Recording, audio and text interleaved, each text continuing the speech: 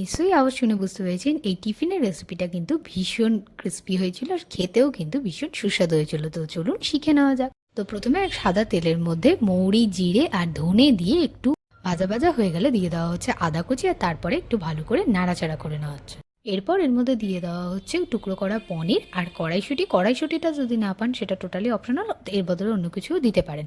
আর তারপরে পরিমাণ মতো নুন, হলুদ, ভাজা মশলা আর লঙ্কার গুঁড়ো দিয়ে ভালো করে মিক্স করে নিয়ে তারপরে সেদ্ধ করা আলুগুলো হাতের সাহায্যে ম্যাশ করে দিয়ে দেওয়া হচ্ছে। তার মধ্যে পরিমাণ মতন চিনি আর গরম মশলা দিয়ে ভালো করে মিক্স করে নেওয়া হচ্ছে।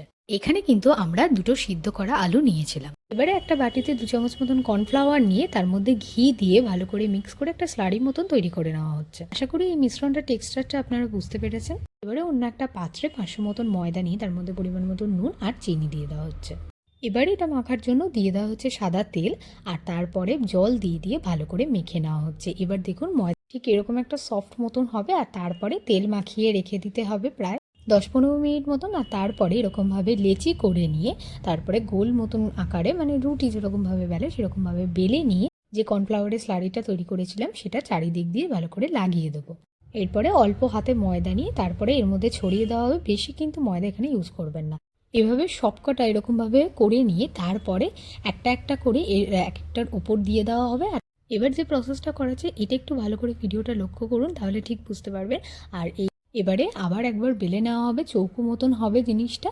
তারপরে সাইড দিয়ে দুটো পাশ কেটে নেওয়া হবে।